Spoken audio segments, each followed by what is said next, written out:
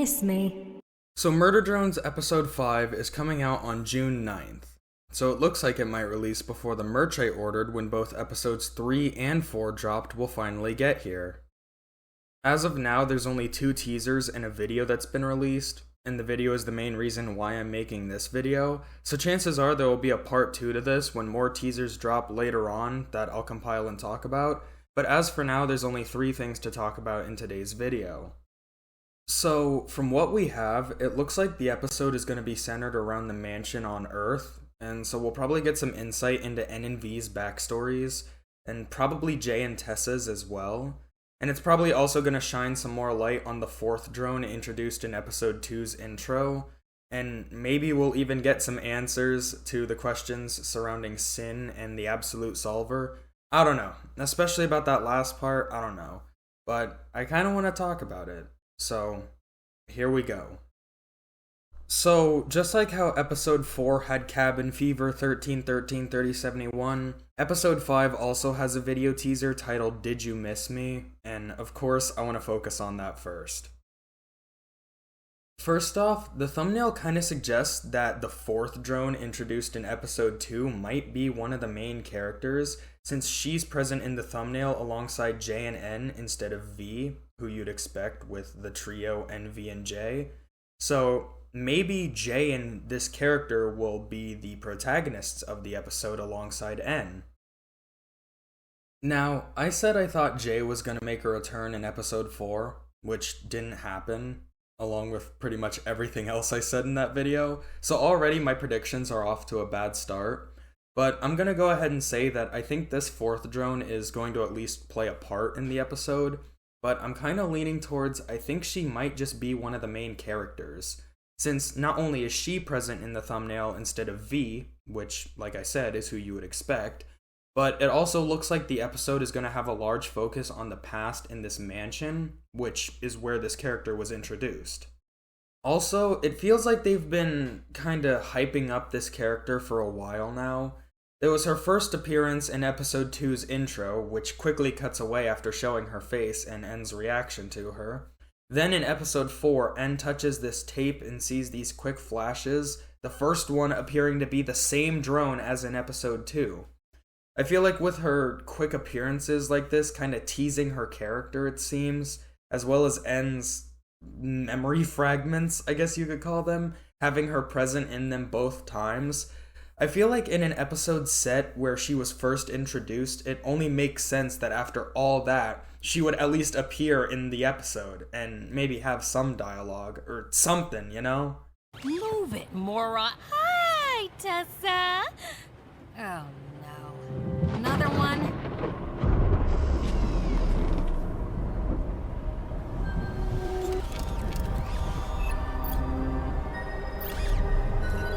Anyway, I still gotta talk about the actual video. So, the video starts with a photo of 4 drones. I'm gonna take a guess and assume that these 2 are J and N. The other 2, I have no idea. There's also 2 humans in the photo, one of which looks like they might be Tessa. So the camera moves away from the photo and pans out to show a bunch of drones who all look deactivated. They're all frozen in place like statues. And then the screen cuts to black and the drones' visors light up with X eyes, confirming that N, V, and J weren't the only disassembly drones, which is something the community has thought for a while. Now, whether all these drones have been deployed on Copper 9 since the beginning, or they were in the other ships heading to Copper 9 with Tessa, or they've still yet to arrive, or they're deployed on other planets, I don't know. Obviously, I don't know. But I think the other disassembly drones have probably been on Copper 9 since the beginning, since in the pilot episode, N mentions his squad specifically in that city. I'm Serial Designation N. Nice to meet you. I'm kind of the leader of the squad in this city. That's not true. Everyone tells me I'm useless and terrible. Wait, I'm not supposed to tell you that part? Biscuits. And then later on, Jay mentions making top team that quarter for killing the colony, which not only suggests the existence of other disassembly drones, but also of other worker drone colonies. Way to go, stud. The company's gonna love this. With this colony wiped, we'll make top team this quarter for sure. You know what that means. Wait, if there were other worker drone colonies, then how did they manage to survive from the disassembly drones? Since Khan was the one that built the doors for this colony, so do they all just have someone like Khan who specializes in building doors that keep murder machines out? Did they do something else? Anyway, point is, it suggests the existence of other disassembly drones. And then the video ends with the Absolute Solver, asking the title's question to presumably the audience.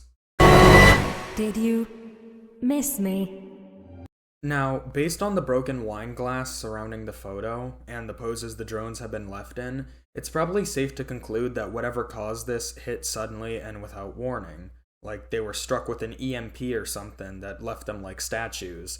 I don't know, but chances are this is the work of the Absolute Solver. Now, I shouldn't be making crazy theories and predictions, because chances are they'll completely miss the mark, as evidenced by the past. However, this is a My Thoughts On video, and this is a thought I had, so here's a crazy little theory I cooked up that I guess I'll throw out here. So, in episode 4, during the flashes that N sees, this drone, fourth drone, Sin, whatever you want to call her, has another drone's arm in her mouth. Then, in the next shot, a severed arm that looks like it belonged to a human is impaled on something.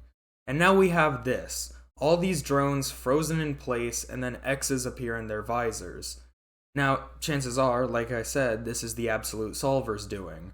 But, my little crazy theory, what if they're frozen like this because the humans shut them down after the Solver's shenanigans started to take place?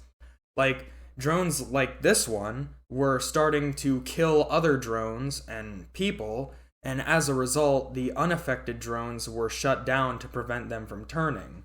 But they did anyway because the Solver doesn't like to play by the rules. Kinda like zombies, I guess. A zombie virus that spreads across the drones and caused them to turn violent on their fellow drones and even the humans. Crazy theory, probably gonna be wrong, but now it's out there. Also, I'd like to bring attention to this comment by Coleman Holt. It all makes sense now. I feel dumb for not realizing Sin is the Absolute Solver herself, rather than an actual person. Back in episode 1, you can see Sin telling the Absolute Solver program to not use its full potential when regrowing N's head. Sin was the hollow spooky snake crab that was in episode 2. This whole time, I thought she was a person keeping tabs on the program, but she is the program. But now I'm curious as to the relationship between Tessa and Sin. But hey, we also have confirmation of many other disassembly drones existing, which was well assumed from episode 1, but we now have confirmation of at least 6 more out there. Now, maybe I'm missing something. Maybe there was something in the video that everybody else sees that I didn't, since this same theory that Sin is the Absolute Solver is also stated by somebody by the name of Gallia's Games and Stories. Here's their comment. So, maybe I'm missing something, but I'm not exactly sure about Sin being the Absolute Solver itself, but I do wonder if Sin is actually a drone. I also pointed out Sin blocking the Solver's code in my video about episode 4, and I said this. So Sin is an administrator, and can even block the Absolute Solver's string of code. So, it kinda makes me wonder if Sin is a drone at all. And if they're not, just what are they? Or what is it?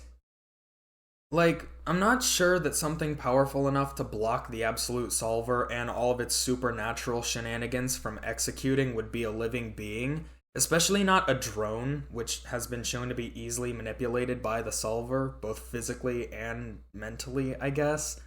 But as for Sin being the Solver itself, I don't really know about that either. Like, using this person's example, Coleman, why would the Solver block itself from using itself in its full potential instead of just going full throttle and doing what it's designed to do? Like, maybe Sin is some kind of add-on to the code, I guess, that is meant specifically to block the Absolute Solver, but for being the Solver itself, I'm not really sure. But hey, I could be wrong. Maybe we'll find out in episode 5 just who or what Sin is. And with that, that's pretty much all I have to say about the video. But there's still 2 teaser images that I can say a little bit about, but not much. I don't have much to talk about with them. So, yeah. Now, it's kind of a stretch to consider this one a teaser, and I don't think it would have made a difference if I included this one or not, but I did anyway. So, on May 16th, Glitch Productions tweeted this image, which shows some behind the scenes of N reading something, and I'm not sure if he's like wiping tears from his eyes or something, but it kind of looks like it.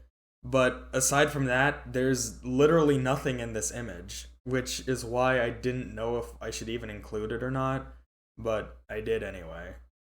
Then, on May 22nd, Glitch released this tweet with the caption, "Let's have ourselves a ball," with the image of N standing in a ballroom surrounded by people.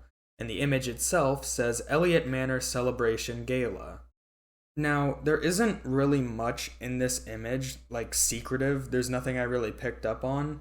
The only thing I noticed was that in the back, it looks like there's a drone looking through the window, or maybe just standing at the very end of the room behind everyone.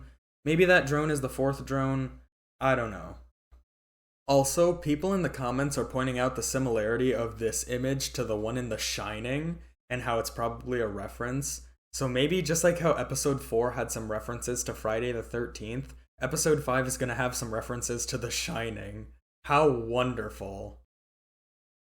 So, that's all the stuff for now, and I'm once again super excited that another episode of Murder Drones is on the horizon, even if they are coming out at a faster rate than the merch can be shipped and delivered.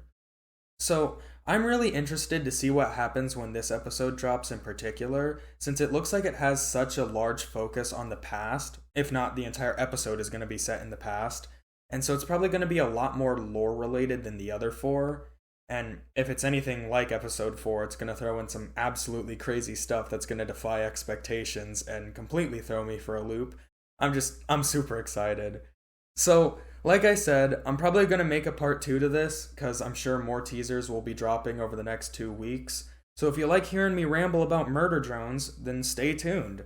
But until then, that's about all I got for this video. I'm super excited to see what's in store, and man, I love this series. I love Murder Drones, it's such a good show. Anyway, thanks for watching, and that's about it. Bye!